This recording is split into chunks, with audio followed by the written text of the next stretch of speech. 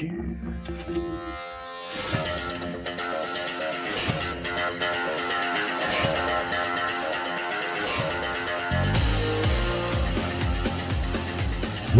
to the Bleeding Burgundy Podcast, a Washington Commanders podcast for fans, by fans.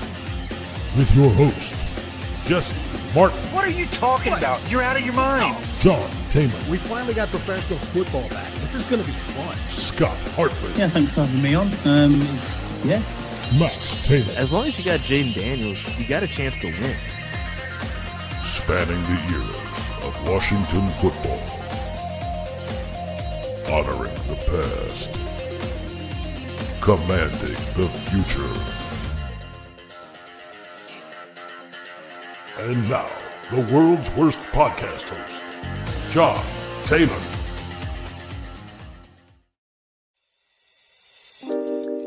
Happy Valentine's Day, everybody, from Bleeding Burgundy Podcast. Just wanted everybody to take a look at everything right now and understand it's Friday night, and Scott wants you to settle back and have a good time. All right, that's enough of that crap.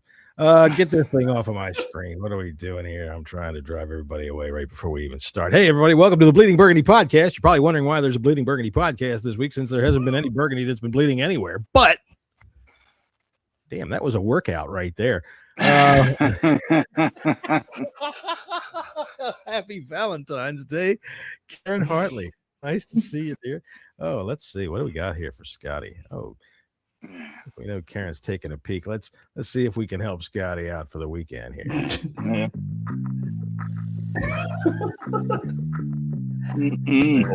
yeah. Oh, yeah. Read it out there, Scott.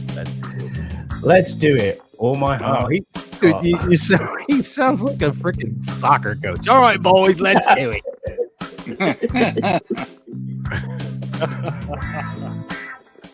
There he is. All right. Jesus Christ, I swear to God. Things we do for your marriage. Honestly, God. Anyway, I'm John Taman. I'm the world's worst podcast host. Welcome, everybody. It's nice to see you. I'm glad everybody's getting ready to have a nice Valentine's Day and sticking around to see what the hell we've got to talk about. Speaking of things that we've got to talk about, there's my good friend from southeastern Virginia, Jesse, but you're still out in West Virginia. So there he is from southeastern to western Virginia. He's just traversing the entire... You can classify it as southeastern Western Virginia. You go. That's what you can do. And for some reason, this music is not loading. Come on. Do we have all kinds of technical difficulties? There it is. Yeah, there you go. God dang it. Sometimes you got to kick the orchestra in the ass. You know, you got to go over and crack the whip. How's things going, man? How's your daughter? Day by day, getting there. We know it's going to be a slow, long road, but just taking everything day by day. Well, thanks to everybody out there that donated last week when Absolutely. we put up the GoFundMe to help out with a couple of bills. Jesse's had a bit of a rough run of luck here, injury-wise, in the family and with himself over the last couple of months. Yeah. And, hey, man, we appreciate everybody, and, you know, we do it for you, and often we do.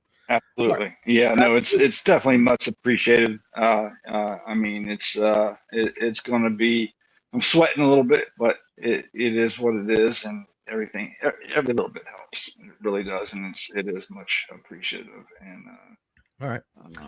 So thank you. Yeah. All right. Well, let's see here. Of course, at the bottom of the screen, coming back to the United States this spring, Scott.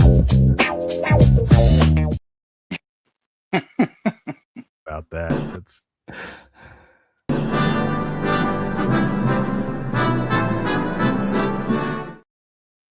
how you doing, man? How you been? Yeah, all good. Busy week, very busy week. But apart from that, I'm all good, mate. I'm looking forward to the weekend, thankfully. That's good. That's one of those answers that I always like on the podcast. It says absolutely nothing, but has about 30 words in it, including things like, yeah, all good, all good. Yeah, all good, all good. Yeah. I always like those kinds of answers. I just think they're fun. Well, I could just call you a knob, and then we'd be friends, wouldn't we? That's how it goes. I'm a complete knob. I'm the guy that when I go up to the register at the grocery store and the girl says, "How you doing?" and I go, "Okay," but you don't really care, do you? And I just watch their face to see what they say. You don't really give a shit, do you? Anyway. Okay, so we've had a week this week. It's been there was a Super Bowl. So why don't we start off just There was that. We'll start off talking about the Super Bowl a little bit. I'm going to start. I liked it. I thought it was a good game. I know a lot of people complained about it, said it was boring, and I'll tell you what. As soon as I saw somebody say to me, "Oh, that Super Bowl was boring," you went on one of my lists. You know that? In my head, you went on one of my lists. And it's a list that's not necessarily the worst list, but it ain't the best list. But I thought it was an excellent game. I like watching a very good defense take a quarterback and an offense and just put them in a box. Jesse, what did you think? I thought the game was boring.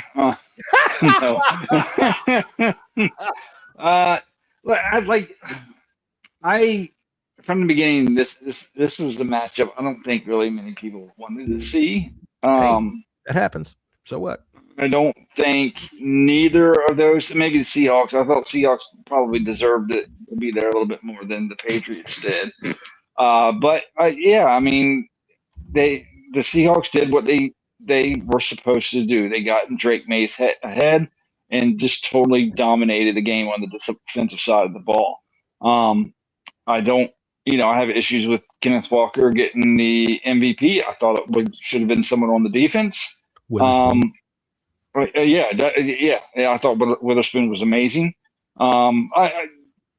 It wasn't my favorite Super Bowl in the world, no, but it wasn't the worst Super Bowl.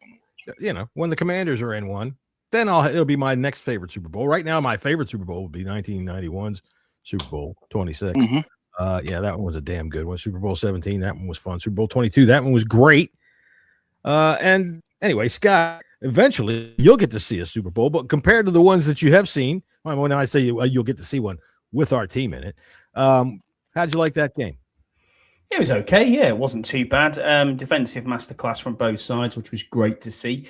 If you're into the defensive side of the ball, it's nice to see sacks. It's nice to see corners playing well on both sides of the ball. Foot Gonzalez had a fantastic game. No kidding. And then Witherspoon, as you said, great. You know, a lot of the free agents who were out there as well from the Seattle side, which I'm sure we'll get into soon, they played pretty well. But then it heated up a little bit more in the second half. You know, when Drake May needed a touchdown, one came, and you were like, okay, this is now getting interesting. But it just took a bit too long for me. And with Jesse, I was a little bit bored at times, but it was okay. Well, it wasn't too bad a game. You know, here's the thing. For me, I've always liked my favorite game. My favorite Redskins game was a 9-5 win over the Cowboys on Monday Night Football. It was fucking awesome. It was defense like you wouldn't believe.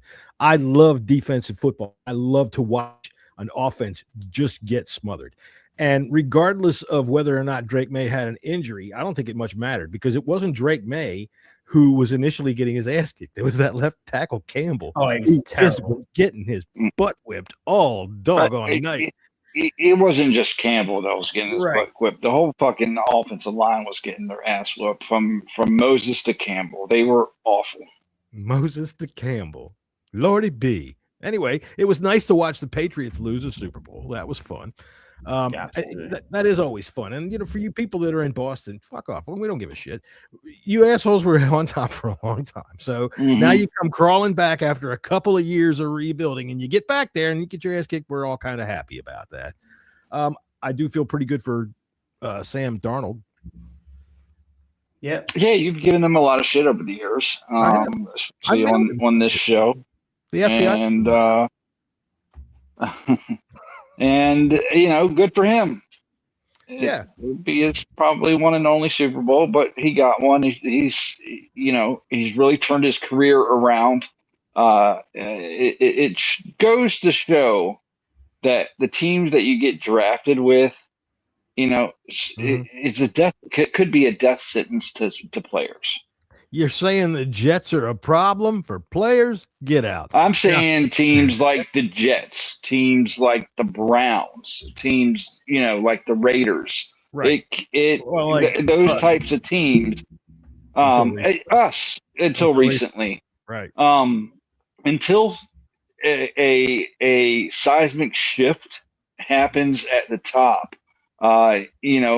Some of these players they never had that chance. But once Darnold got out of there, he started to work his career back up. Same thing, with Baker Mayfield. Those two players, I think, right? Were they the same class? I don't think so.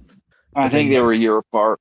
I think they were a year apart. Darnold was with somebody else. I can't quite remember who. Somebody will tell me. He was with the Jets. Then he went. I know he was with the Jets. Panthers. Jets. He went to the Panthers. Then I know that. I mean, I'm talking about the other quarterbacks drafted with him because he went second. There was another guy that went first, and I can't remember who it was. Mitch Trubisky. Or was that too far? Trubisky back? was a number 2 pick too, but I don't remember who it was. But it was right around that range there. The Jets. Before I get into the Jets, here's the thing. I thought there is precedent. It's only happened once, but a defensive player from the losing side, Chuck Howley, a linebacker for the Cowboys, won the MVP of the Super Bowl when they played the Colts in Super Bowl 5. All right, 5, which is the second Super Bowl I actually remember watching. The thing is, Gonzalez could have had an argument for it. If that game would have stayed really close the way it was, Gonzalez could have had an argument. If there was anybody from an opposing team who would have had an argument lately for an MVP, he was awesome in that football game. I'm just looking at that draft that you talked about, the 2018 draft. It was Baker Mayfield 1, Darnold was 3, Josh Allen went 7th, Josh Rosen went 10th to the Cardinals. We took Daron Payne that year, and then I'm looking at any other quarterbacks. Lamar Jackson went 32nd. Wow. Yeah. That's a good class, except for one guy. One guy stands out incredibly. Josh Rosen, by the way. Thank you very much for the Taurus that you rented me from the Enterprise Rent-A-Car in downtown Baltimore. I had to go up there for a little while. I didn't want to use my own car, so I needed to rent a car. And what do you know? Josh Rosen running the Enterprise Rent-A-Car. We were trying to trade for Josh Rosen. Oh, no, we weren't. I remember the talk, but God, that would have been the worst. Speaking of the worst, the Jets. Okay, they are death for players. All right. Now you've heard today that no more report cards, right? The NFL said no more report cards. All right. I put a post up that said I couldn't care less. It doesn't affect me one way or the other. And, I've since had people admonish me, tell me that I'm wrong about this. And you know what? When people talk to me about things like that, I'll listen. And I think you're right. I think I'm wrong about this because I find out that the worst place that there is that's got an F is the Jets. They can't keep a player to save their life. They can't keep a coach. And it was the Jets, Woody Johnson, that got the whole thing killed. So, yeah, if you get drafted to the Jets, I can't remember a player who thought about actually not play.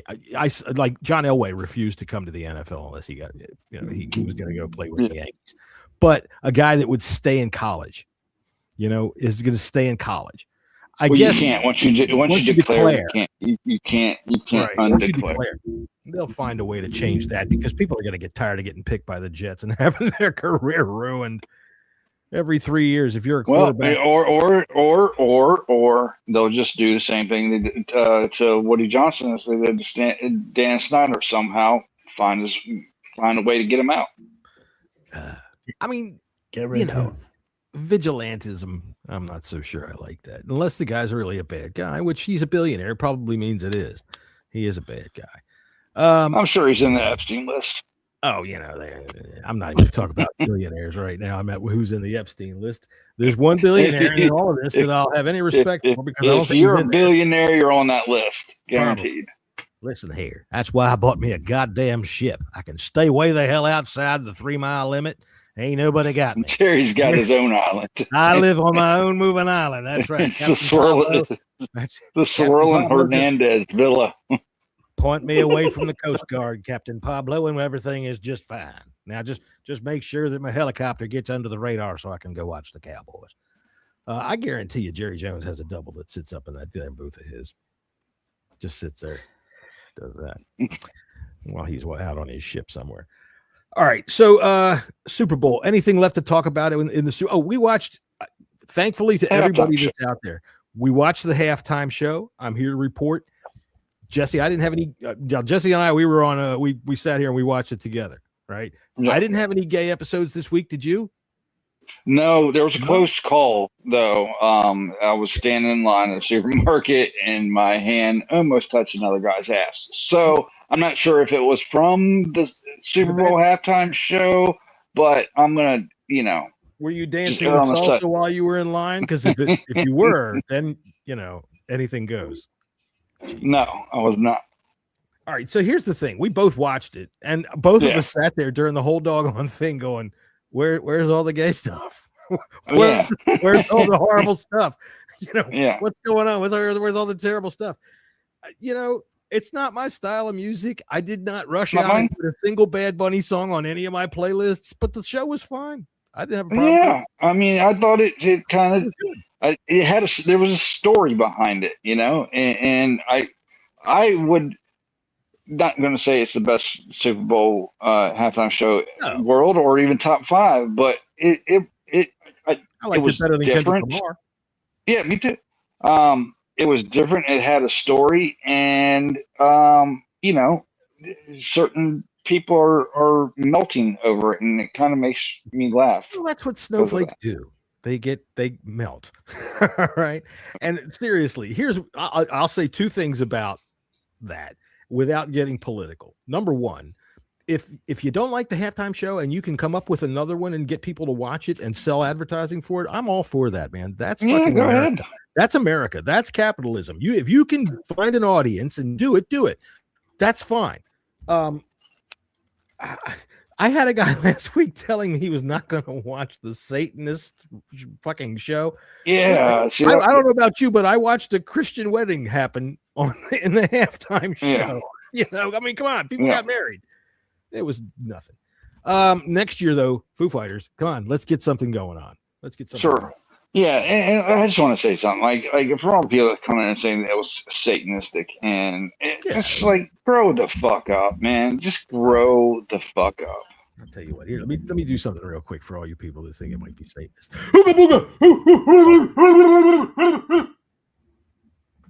There you go.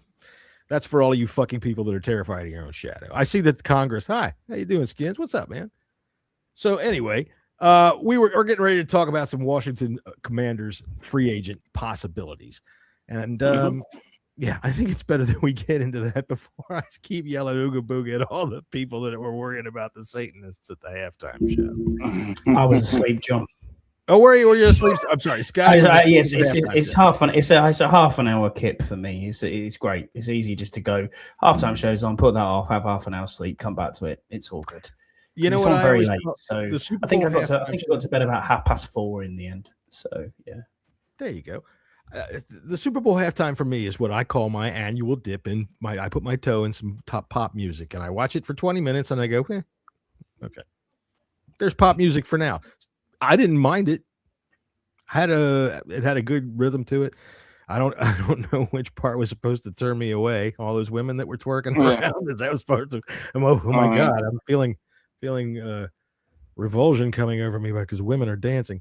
All right. Anyway, let's talk about some free agents here. Let me move the screen. And we're specifically talking about the defense today, aren't we? We did offense last time out. We did some offense last time out. We talked about some of the bigger names that we had up there, and I'm going to try to do a little bit better job and let you guys put together. So I'm just going to kind of stand out of the way and referee a little bit, but I'm going to try to hang on a minute. I got to set some things up first. So let me just go. Yeah.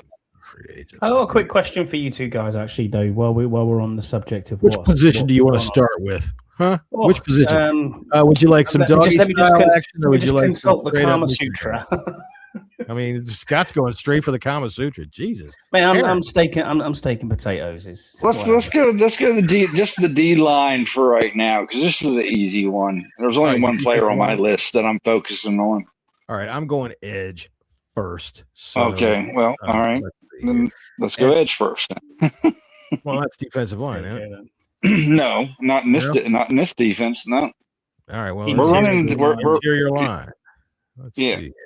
Interior defensive lineman. All right, I have to figure out how to work this thing right here. I'm going to share my screen, and I am just going to share a window because I don't want y'all looking at the bubble porn I'm looking at on the side here. Oh, come on now. Oh, man, seriously, bubble porn. Ooh. All right, you know what? Hang on a second. I got to do something first. Welcome, everybody, to the world's worst podcast host. But I've got to figure out how to do things. Share screen, and now I'm going to pick a window, and there's the window. You're going to have to pay attention to the ads that Spot Rack puts on the screen there. They put a lot of ads on the fucking screen, but we can see through them here. So we're looking at interior defensive line, and it is set up from market value highest to lowest. Let me change that. So highest to lowest. My guys, the main, and this is the only one because I think our defensive line right now is okay, but a guy that I really want. Does that look all right? Yeah, it's good. Yeah. Okay. Yeah. Is John Franklin Myers of Denver. There he is, John Franklin Myers. All right, hang on one second here. I'm moving along. We're going to go to John Franklin Myers. I got to go to ProFootballReference.com here. Hold up just a second here. They got the Spot Track's got all of his all that stuff there. Yeah, all that stuff there. Just click on it. Okay, there you go. How about that? Amazing. All right, so here's his contract terms. I was looking at his stats and whatnot, but there you go. Yeah, and he got his market value and everything on there. I like him because of the style of defense that he comes in, and it's not going to be too expensive to get him. Denver runs the exact same defense that our new defensive coordinator is going to run. It's a hybrid 3-4. Match him along with our other D line that we have on, with Kinlaw, with Johnny Newton. Johnny Newton. You're talking about maybe refinancing Daron Payne. Refinancing. That's a possibility, or letting or maybe finding. He's under contract. We're taking if we cut him, we're taking an $11 million dead cap hit. That's stupid. Yeah, but we're saving a lot more. We get a $16 million opening if we cut him. So what? We're saving money. For 60, the question there would be for that's 16. Great. But you know what? I can tell you this. I can go to the fucking supermarket and I can save money buying the cereal that's way down on the bottom shelf that's in a bag this big. Right? Some of y'all out there know what I'm talking about. Or I can buy some cereal that's above it a little bit, and it's going to taste a fuck lot better. None of the guys that we have is going to be able to play that nose. We don't have a nose. Not a minute, because Eddie Goldman was our nose tackle. But looking at what we've got there with Daron Payne, you've got to look back and think to yourself, from what you're hearing in the building, they're not wanting to change his contract at all, which really, really surprises me. Either we extend him now and say, right, that's it, you're here for another 2 years and you're extended, or we try and trade him, which again would incur an $11 million cap hit, but you'd get a pick back of some description, probably a fifth at probably best now, to be honest. If you trade him, you don't get a cap hit. You trade the cap. You trade everything with him. You trade the whole contract. Right, you trade his contract. So it's up to the team to pick up whatever that is. We don't get a dead cap. If we get a dead cap, if we cut him, and that's what the dead cap hit is meant to prevent, which is teams fucking doing the magic math and then cutting players. But when you look at the amount of dead cap we have against every team in the NFL, we have the lowest dead cap out of anyone. I think it was in the hundreds of thousands of dollars. His is a little high, but yeah, you're right. I know, but it's not as if you can't take that. I mean, we have got 12 million now, so realistically, even though the cap has gone up, we're not really seeing the benefits of that cap going up. It's easily absorbable, and getting rid of him will. I mean, that's going to net us like $7 million. So fuck the dead cap. The dead cap doesn't really. We would save money against the cap by cutting him, if that's what we want to do. If that's what we want to do. But I do think we need to add. We need to add someone, regardless if we keep Payne or not. This is regardless. I'm in the camp of Payne. Okay, for me, it's this. All right, the cap. We just got the number. It's like what 304 that we've got. Like that.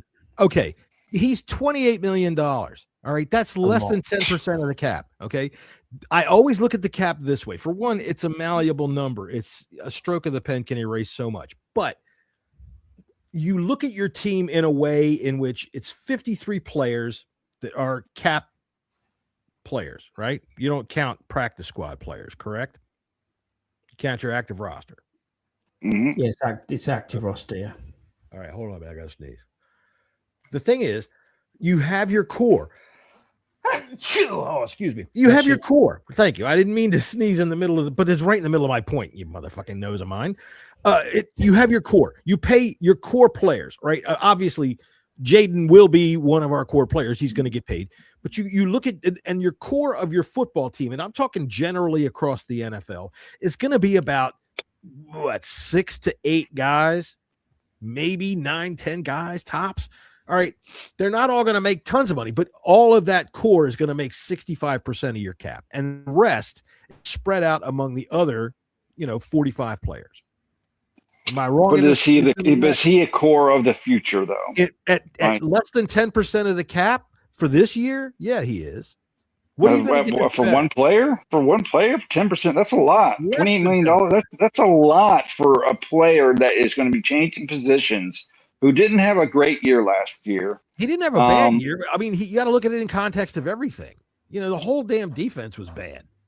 So I'm reading this in-law and say he had a bad year. Nobody had a good year on our defense. I'm reading this, John, and practice squad players do count against the salary cap. All right, well, there you go. My fault. I don't know what the fuck I'm talking about. As a matter of fact, my goddamn nose is bugging me, so I'm going to blow my nose.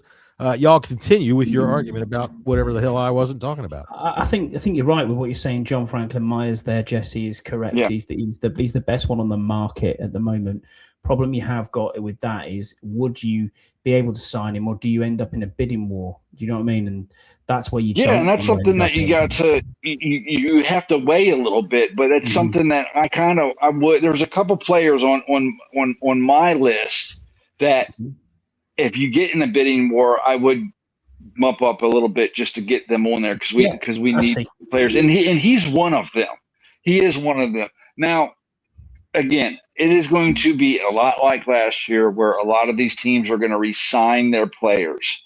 Looking at the list of defensive linemen, this is the one player on the D line that I think we should definitely focus on and try to snag out of the hands of whoever's going to go after him.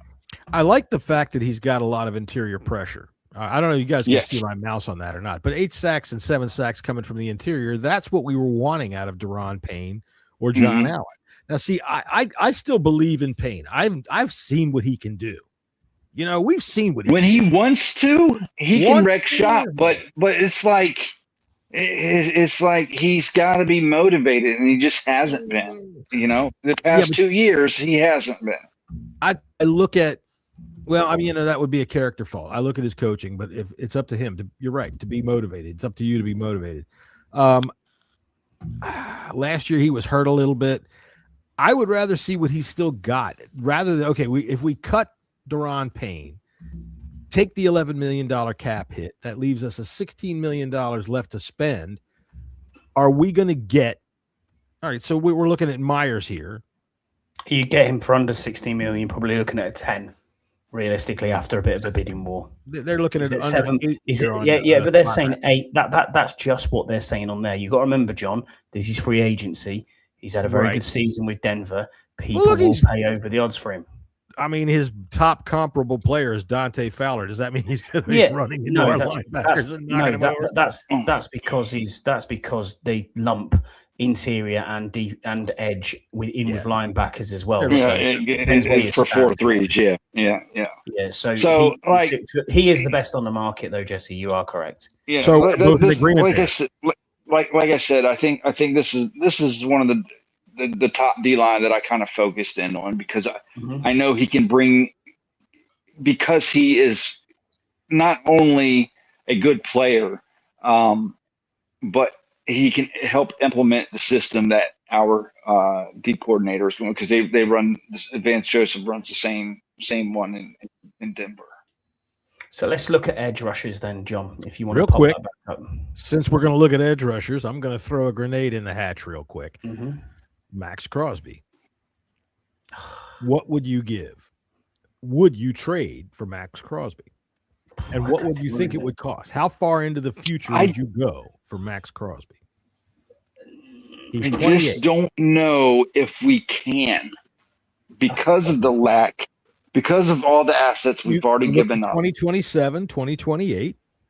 I mean, I'm not trying to advocate for this. Now they're trying. Listen, I don't know if you heard the new reports, but their owners are trying to push that 3 years worth of draft picks to make it 5 years. You can go 5 years out of the draft.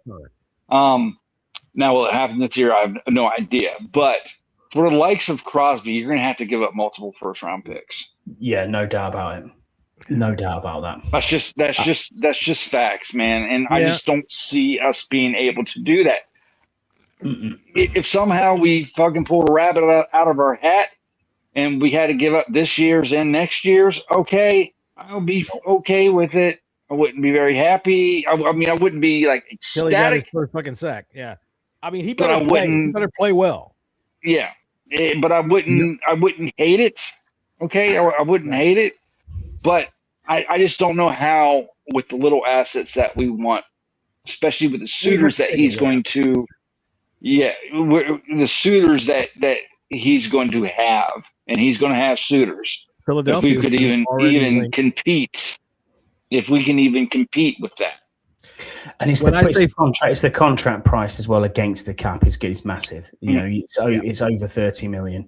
Which is a lot of money. I'm looking at this in free agency and saying spend on money, absolutely, but I'm not recklessly spending on money. I'm looking at that and saying you can get 2 top players in free agency for the price you could get for Max Crosby, but do them 2 match what Max Crosby would give you?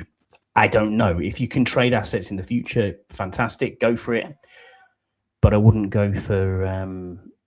I just don't know if Peters has the time to be able to do that, just because of, you know, we're paying, you know, we made our big trades in Lattimore and Tunsil. One paid off, one hasn't. Right. So I just don't know if he can risk, you know, giving away that many assets when we're still dealing with the same problems we've had before, and the fact that we don't have a big core of players. And to get a core, you need to draft well. You need to have draft picks, and we just don't have that. I believe 100% in what you're talking about right there. Everything you said was 100% right. And I will go ahead and say this. I'm old, all right? We know this. So I'm going to give you old guy perspective on this. George Allen traded away everything. All right, the future is now.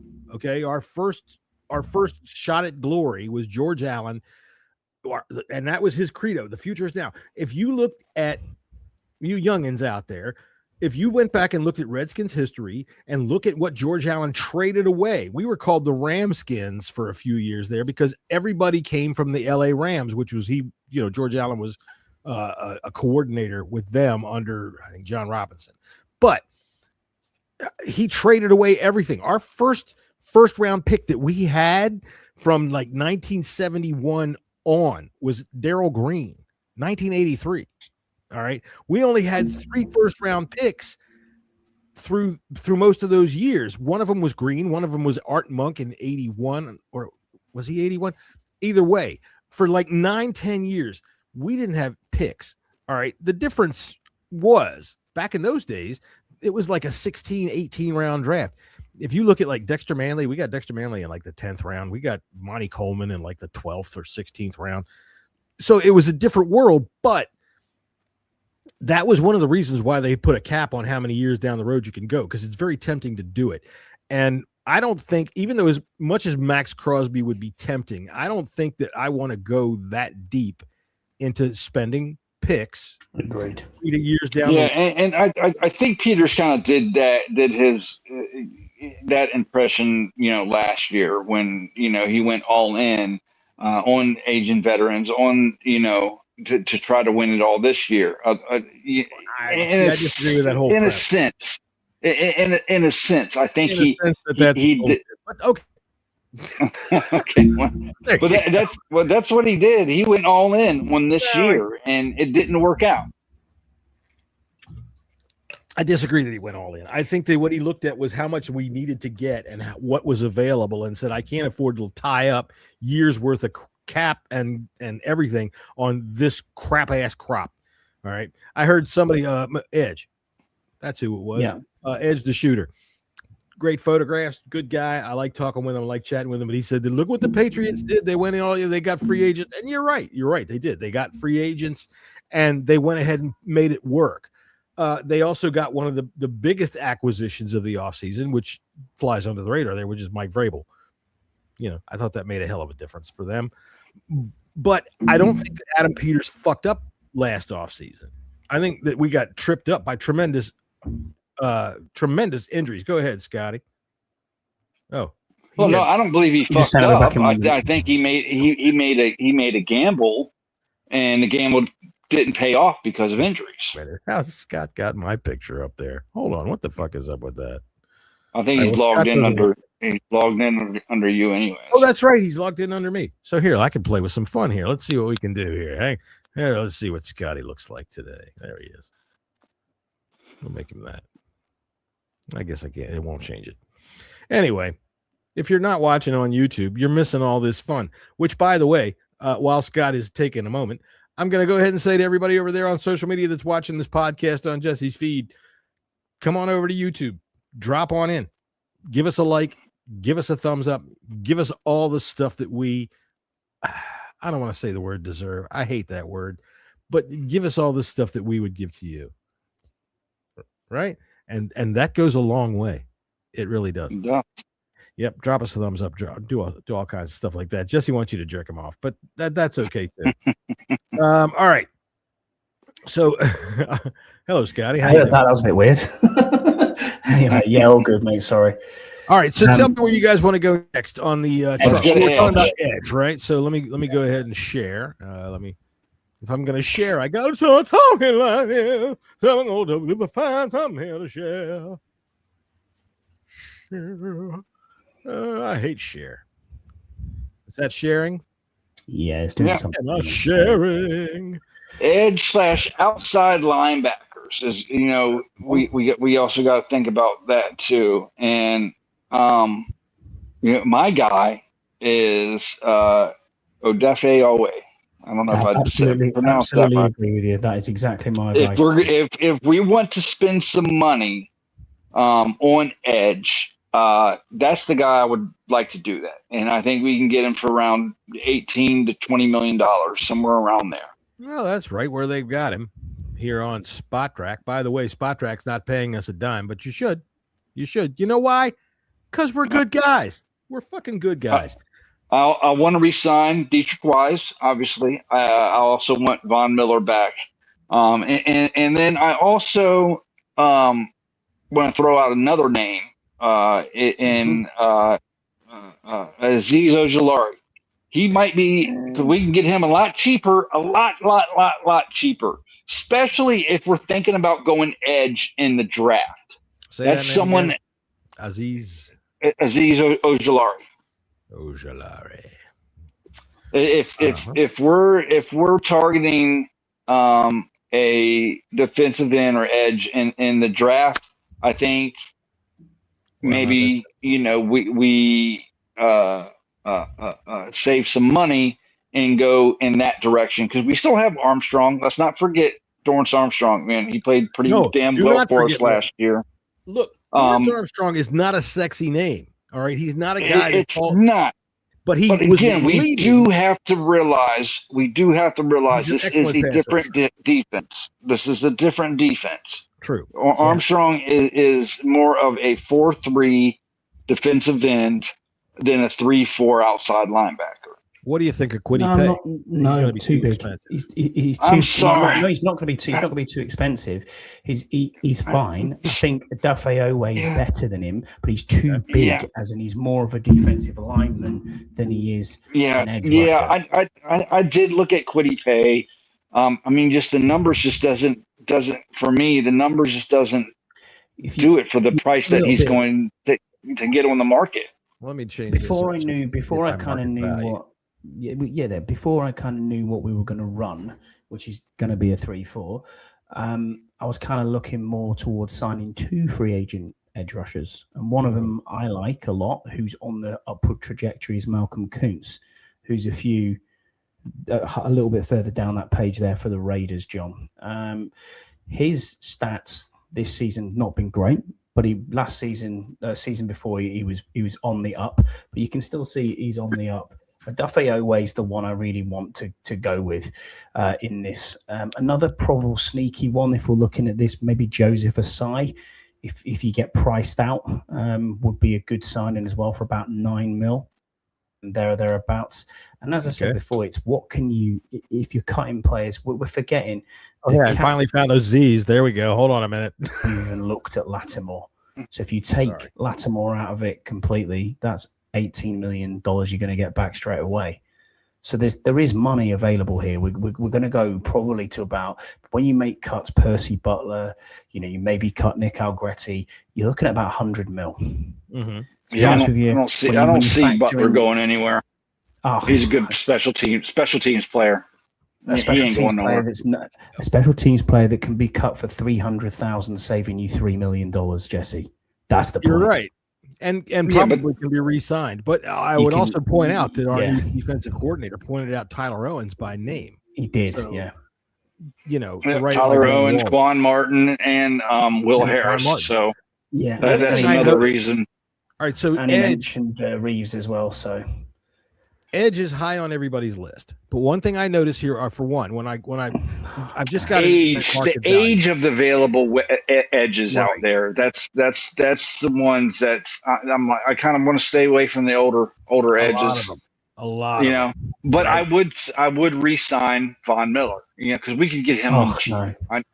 We can get him on the cheap. God, no. Got to have some depth. I don't know how cheap. You know what? I might think Joey Bosa over Von Miller. I mean, Von Miller, I think, is just going to float around and see who's going to give him the best options. And Joey Bosa is going to be hurt on his third snap. I mean, come on. Right, that's true too. The third snap is usually what you hear when Joey Bosa walks on the field. Ow! Depends what you want. I mean, why is his like 2.6 mil his market value? Yeah. That's about right. I'd definitely re-sign Wise. I mean, Jalen Holmes. I'd probably sign Jalen Holmes again. I mean, that's all depth. But you can get Von Miller for about the same price as you can get Dietrich Wise. Why not bring him? And probably cheaper, actually. Okay. And Vaughn is a true 3-4 outside linebacker too. He's better in that than a 4-3. I can't deny that. And he had an okay season, to be fair. He had a pretty daggone good season. All right, especially if we used him in the manner that we were supposed to use him, and means about 20% of snaps instead of, since everybody fucking got injured. I think he's a good depth. He would be a good depth piece, and especially if we drafted one of these young edge rushers in the first round. How valuable was Von Miller and his experience to that? All right, so what you just brought up brings me to something that you pointed us out that Adam Schefter wrote this week. And by the way, Adam Schefter, I know you pay attention to the Bleeding Burgundy podcast, so I'm going to give you a little bit of a tip right now. When you're at home and you're doing yourself a video, put some makeup on. I mean, a little pasty. I know I shouldn't be talking, but I'm talking. All right. So Schefter pointed out that was it his tweet that you posted up? We were talking about somebody's video that you posted. All right, the free agent class and the draft class is fairly weak this year. All right, and once again, because the cap has expanded a lot, teams have money to re-sign. So as we look at free agency, even though we're talking about what we'd like to do with these players, we've got to hope that they make it to free agency first. Exactly. Right. Exactly. Right. Skins Nation says, "Oh my God, wait a minute, not anymore, not anymore, Not not anymore. anymore for 18 Not million. anymore. It's a no-brainer. You're right. AP on the hot seat. Everybody's always on the hot seat. I think that you can give a little bit of grace for injury last year, but AP, yeah, man." This year you've got money. This year it depends again, like I said, on how many players hit free agency. But you got to make the right moves. You got to make them hit. All right, you got to make some players hit. It's that simple. And that's kind of what we were talking about earlier, Scott. If you got to pay a little extra for that John Franklin Myers or some of these linebackers, which I think the free agent linebacker is the most robust out of all of them so far. Until the sign, you got to do it. Yeah. You got to do it. You spend that extra money because we do have a little bit of extra money, even though we got a lot of roster spots to fill. You don't be so frugal. Don't be so frugal is all I'm saying. I want if we were ending up with 100 mil, which is kind of where I think we'll settle on. I want 10 million left by the time we get to the end of the draft signed, and you've got a little bit of leftovers. Spend 90 million. Get it gone. Get it down the road. Because what you need to do is free agency is for needs. Talent is the draft. I agree. I do agree. Nothing's a set in stone rule when it comes to that. All right. So here's linebacker. Now, me, from a personal opinion, we have neglected linebacker for so long that I would not be surprised if the state showed up and seized our linebackers and said, "You don't deserve them," because this has been such a problem. Bobby Wagner is the top of the list because we're looking at it from the age standpoint. Look, a lot of talk. If they re-sign Bobby Wagner, I'm not going to complain so much. If he gets more than 55 to 60% of the playing time, I'm going to complain. But to have him on the sidelines is not going to hurt anybody. He can tackle better than anybody. But I would like to see somebody else come in at middle line. Here's where I'm looking at, and here's where I want to throw some money. Okay, these two players right here. They're Quay Walker. Okay, yeah, that's mine. Quincy Williams. Quay Walker. So you're in the queues. All right, I have a huge list of linebackers, but I'm talking about high dollar linebackers. Those two are the highest of the high. That I would not looking at an $8 million, $8.5 million. It's not that. It's not that high. Well, I'm talking about for linebackers.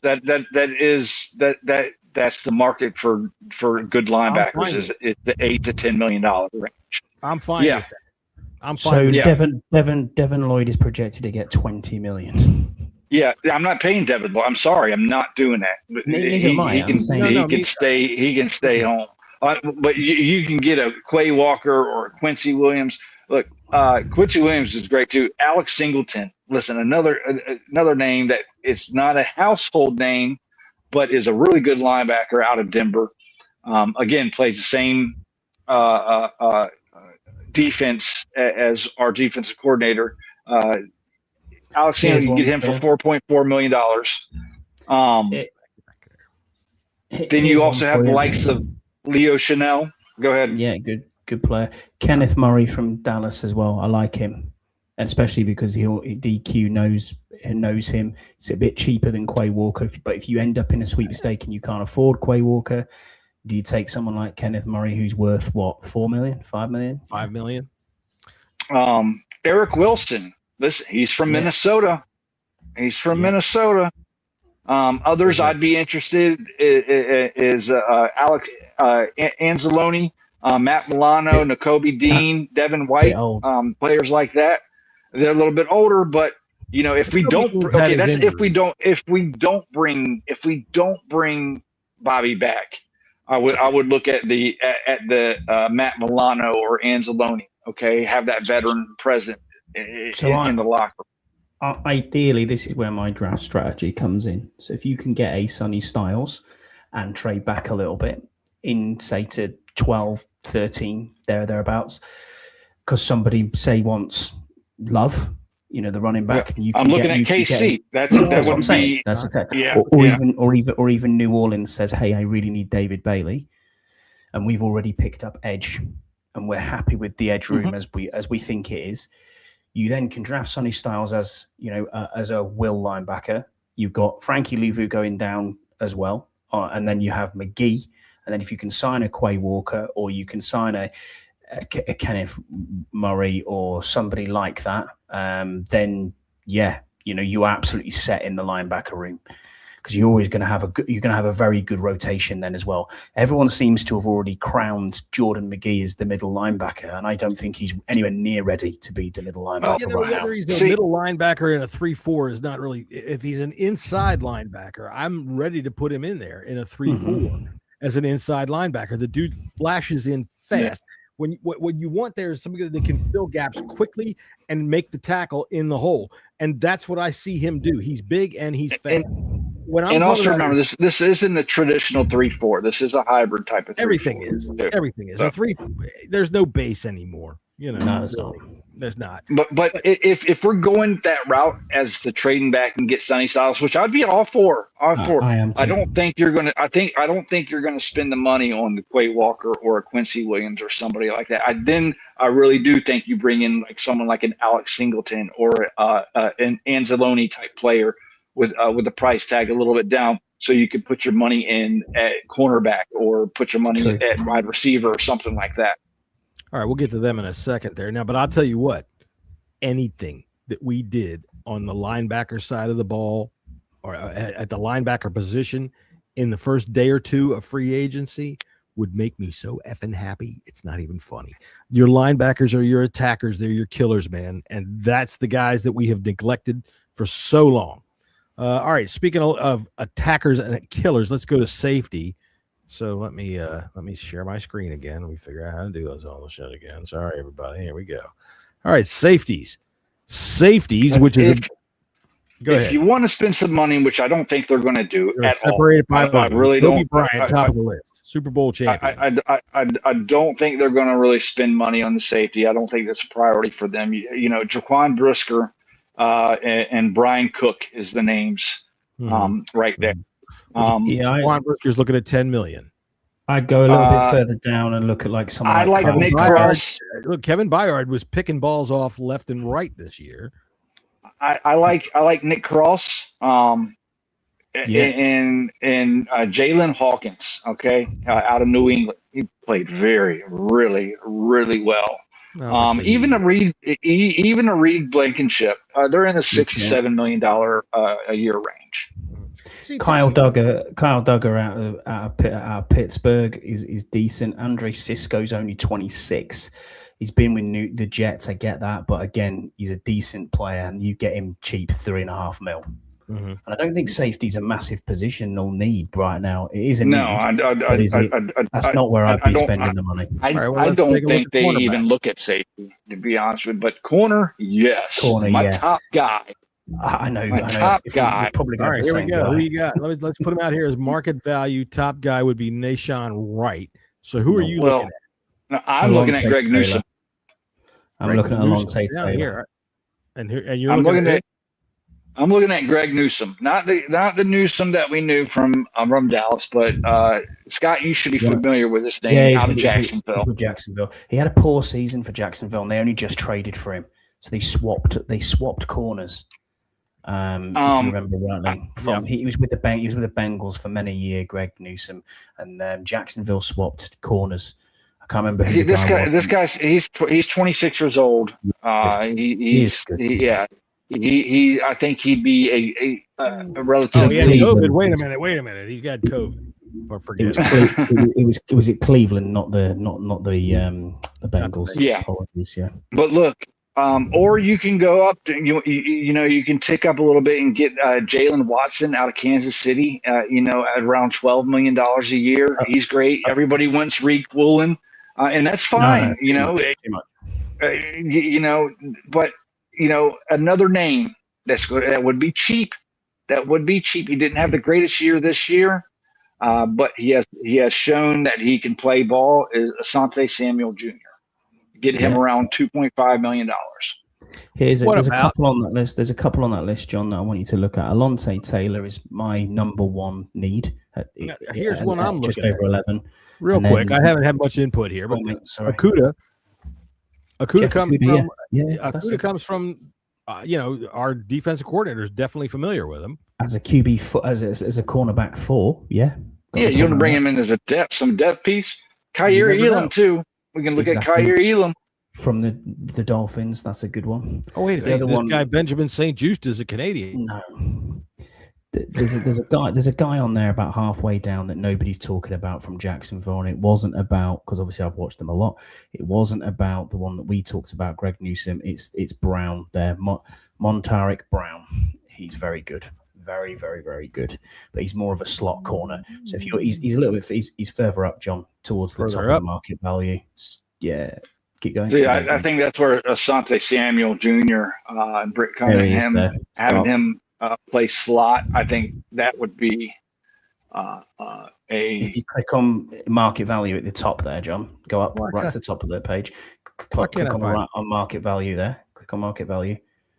It should put it in the other. It should put it in top mark. Who's top market value? And he's about 5th or 6th down. I don't see a Brown. Yeah, he's called Montaric Brown. Yeah, you should have told me to look for Montarix. He's 26. He'll be 27 by the time the season starts. He's very, very good, but he's a slot. He mainly plays in the slot. So if you're happy with Mikey on the outside and you're going to commit to that and say Mike Sammerstall is an outside corner for us, there's your slot guy. Honest to God, I think I would commit to that. But then again, if Durante Jones says otherwise, I'm going to take whatever he says. But yeah, just in just evidence of my own eyes and watching where he plays best in the shit that we were running before. He's an outside corner. Yeah, he is at the moment, but it depends on what that scheme's like. We don't know that, do we? That's the problem. Well, maybe problem one for person. Because he had this massive reputation of being the inside guy, didn't he? Well, I mean, that's how he came out of college, but he was also a wide receiver in college. So, who the hell knows? We also maybe they could very well be looking at Mansour Delaney for that 7th pick in the draft too. And there's your number one. You have 3 really young cornerbacks that all have talent. Delaney would be a great pick, I think, for us in the draft. Delaney's great. Apparently, breaking news on the Bleeding Burgundy podcast is that apparently we are hiring LSU safeties coach Jake Olson, according to CBS Sports. He's worked at LSU the last 2 seasons and helped the Tigers finish in the past season, ranked in the top 25 in scoring. There's a Mansour Delaney's coach right there. Mm-hmm. Yeah, he is. That could be important. You never know. All right, let's see. We got a top 10 list before we go to the next place. Perfect. Who do you guys want to hit next? By the way, I think we're kind of done now. We did everything. All right, well then I'll tell you what, we'll hit a top 10 list. Okay, now, let me see here. Move ourselves around. Let's see. Top 10 Commanders fans off-season activities. I need some top 10 music. Let's see here. Here we go. All right, am I underwater? You're good. No, here we go. All right, the top 10 Commanders fans off-season activities. Number 10, start a podcast. Don't do that in the UK, thank you. Start a podcast. I mean, I think there's a few slots left for Commanders podcasts.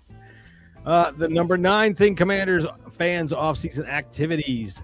Inject yourself into any draft conversations and swear up and down that every player being discussed is a guaranteed bust. So whenever whoever it is the Commanders draft makes a mistake, you can pretend you were smart and you told everyone. Yeah, Jesse. I'm going to tell you what. Hey, I'm going to give myself. I haven't said anybody's a bust. I'm just not taking just anybody in the top 10. I know what you're saying. I'm giving myself a little pat on the back for being able to read that. Let's see here. Note, for social media users, if confronted as to who you would want to draft, type LMAO a lot and call the person an idiot. That usually helps out. All right, the number 8 thing for top. Okay, I read the 1 and now I can't read anything else. Today, Junior. Thank you. Damn. I can turn into Scatman John there. Damn. Scatman. Jesse is getting me on that shit. Top 10 Commanders fans off-season activities. Number 8. Do the same with any free agent the Commanders sign, no matter what. All right, they should have gotten the other guy. It doesn't matter. Yeah, it doesn't matter. Whoever it is should have gotten the other guy. Note, the other guy is anyone they did not sign. I don't care. You can pick a name. It doesn't matter. Whoever they didn't sign, just pick it and stand on it. And practice words for using number 8. Overpaid, old, injuries, bum ass. That's a good one. Be prepared to back up claims with cherry-picked nonsense problems like Laramie Tunsil and his penalties. The number 7 top 10 Commanders off-season activities. In any negotiation, pick a side immediately and stand on it until you die. Use arbitrary reasoning to hold up as empirical evidence. Example, players fall off a cliff at age 30. All right, now, yeah, Jesse, you look nervous. Number 6, top 10 Commanders off-season activities. That's true. Show me them stats. I would say this top 10 Commanders fans, then just saying that's going to piss them off. Off-season activities. Bitch and moan that the Redskins' name isn't coming back. You are a true fan, so for every 2 weeks, you must circulate a petition that will change nothing. You fucking morons. Top 10 Commanders fans off-season activities. Pretend to still be interested in the NBA. Don't even know what that is. What the fuck? Honest to God, it's rigged. I mean, if any sport is rigged, it's that one. The number 4 activity. Even worse, pretend to be interested in the WNBA. For fuck's sake. No. Nobody gives a shit about Caitlin, whatever her name is. Who cares? It's bad basketball. And if you're saying it's not, you're just trying to get laid. All right, number 3. Prepare to overreact to minicamp videos. Okay, so we've got some, especially if you see Tamara County. Oh, dude, there's no video of that. The number 3 key phrases to use in this. I like what I'm seeing here. Now remember, you've got a 3-second video to work with. Our room is looking good. All right, you watch a guy make a catch. Luke Caffrey he makes a catch. Our wide receiver is looking great. I expect a deep playoff run. That's what you say after minicamp videos. And also, AP is a fraud. Fire DQ immediately. This is a coverall. You can really pretty much say that anytime. The number 2 top 10 Commanders fans off-season activities. Develop interests other than football. We put that in because the national knitting group tells us to do it. We get $1 for it, but really nobody. Hey, grab a coloring book. Do a coloring whatever. book. Nobody's dropping football. The number 1. People who are watching this show will eat the crayons. Just Scouts, get the fuck out of the crayons. All right.